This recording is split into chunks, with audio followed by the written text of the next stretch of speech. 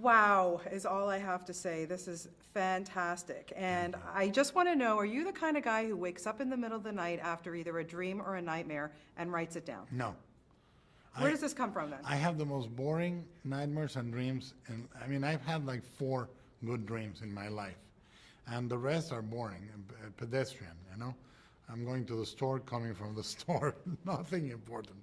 But I think that, on the other hand, my days are spent in complete useless imagination. I'm just fantasizing about everything. I'm waiting in a restaurant for my order to come, and I'm thinking if somebody on the other table is hiding a murder, if they're gonna be coming from outer space, whatever it is, I'm fantasizing all day long. Well, amazing, because this is just, I'm watching it going, how does he think of this stuff? And for you, I mean, every time I talk to you, you're like a kid in a candy store, and you just keep getting younger and younger and having more fun. I do. This must have been, it's your dream project, I would think. It is. It's sort of all of my bucket list in one movie. I really love this movie so much. It comes straight from the most genuine place of my heart. It's a movie that takes a genre that is either forgotten or the object of nostalgia and wholeheartedly embraces it without postmodern winking and nudging. It's a poem to giant monster movies. Yeah, and you knew, though, it was going to be a huge undertaking. What you did in Toronto, I mean, you used every soundstage you could possibly use. Yes. You built these huge sets, and then you put your actors through the worst torture I think anybody in the history of directing has ever done. Yes. How did you know that you were going to get through all of it? I knew because I basically, a director's gift is like an explorer's, not to give, not to give in, not to quit. And as long as you don't, you're gonna arrive to the ending with a couple of explorers behind you left. Many will die on the journey, but you get there. I mean, you look at the Everest, you look at the top, and you go, "Hey, let's get there." And you don't think about it after planning it and planning it and planning. Once you're climbing, you don't stop. So what really challenged you in this whole thing? It's a stamina. I mean, just lasting. You gotta be made of very hard plastic to make the journey. You have to really be able to be fiscally responsible, technically proficient, artistically minded. It's a whole combination of features that allow a director to survive. And you have some, fantastic actors in this, and really they took that journey with you, Yes. hook, line, and sinker. But when they, just take me back for the first day you put people, like Rinko or Charlie and Eldris in those con pods and made them, they're ultimately doing a 12-hour workout per day, you know? It was really horrible for me too. I know that it doesn't look that way for them because I was in a monitor with a cappuccino, but my heart was breaking for them, honestly. I'm being not ironic. It's as savvy as as terrible as it sounds. But I was there suffering because they were in pain. The first day was Rob Kaczynski and Max Martini. And second day, we had fixed a lot of the problems. Third day, we had fixed a lot of the problems. Then fourth day comes Idris and Rob. And it was tough. It was like starting all over. And by the time Charlie came in, we had solved X amount of problems, but they had a 2-ton machine on their back, digging in. They were on an exercise machine. They had 2 machines strapped to their arms. Every movement was like being in an exercise machine. And then I started throwing water and fire and smoke and steam at them and sparks. Poor people, I like them, but. Oh, well, you know what, I think at the end of the day, they were all happy that they did it. No, and I did it with love.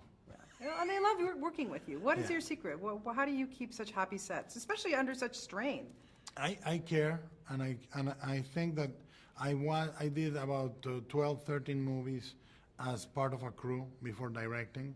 And if you want to direct well, you need to be part of a crew. If you want to command, you need to obey before, and you learn to follow orders. And I think that when an actor feels lonely, when somebody in the set is super tired, and you try to, within still achieving your end, you try to keep telling them, I know where you are, I know how you feel, I'm with you. Yeah, that's good. Well, they felt it for sure. In the film, obviously, the co-pilot, they have to drift, they have to mind meld. Who in real life would you want to be your co-pilot? I think Stephen King. I would love that. I would love to get all his ideas. He can get all my ideas. I would love to know where his mistakes and how he learned from them, everything. You worked on this film with ILM. Yeah. My goodness, did they exceed your expectations? Yes, they did. I mean, I think, once again, I think that what a director does is create an environment where people think they can invest the best of themselves, and it will be rewarded by showcasing it. And I feel that we had a very good relationship in that. They knew they were going to work hard, but they knew I would take care of them at the end of the day. Yeah. You've given us so many great things. And then obviously, I know it's been 5 years since you actually directed a film. You've Yeah. given, producing up the wazoo. But why finally, why was it so long that you decided to wait? Oh, I didn't decide. I spent 2 years in The Hobbit and 1 year on Mountains of Madness, and then Pacific Rim. I mean, the two movies that didn't happen were unfortunately very elaborate movies.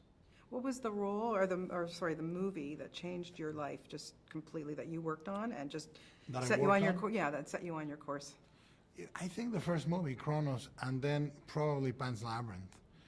Pan's reached a much wider audience than the other movies, and it sort of showed, it gave coherence to all the other movies before, and it demonstrated that all those things that I was doing had a reason and had a structure to it. Yeah, I want to go back a little bit about the casting because, you picked some, like I said earlier, some amazing actors, but why ultimately Charlie Hunnam for this? I like Charlie because he has a very sort of uncomplicated, good heart, and it comes across. I mean, he's a guy that is ultimately a good guy, one of the few genuine good guys I know on earth, and that comes across in the movie. He can play a hardcore biker in Sons of Anarchy, but I believe his nature is closer to Raleigh.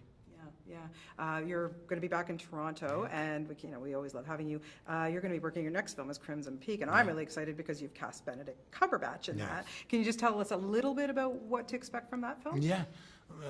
Crimson Peak is a really, at the same time, a very traditional Gothic romance with ghosts and all that, and a creaky house and all that. But at the same time, has very extreme violence and kinky erotic elements. So, Another one of your dreams. That one I'm sure is a dream. No, I am pretty meat and potatoes. And Jessica Chastain is going Yeah, she is brilliant, that woman. Mia Wasikowska, Jessica, Benedict, and Charlie Hunnam.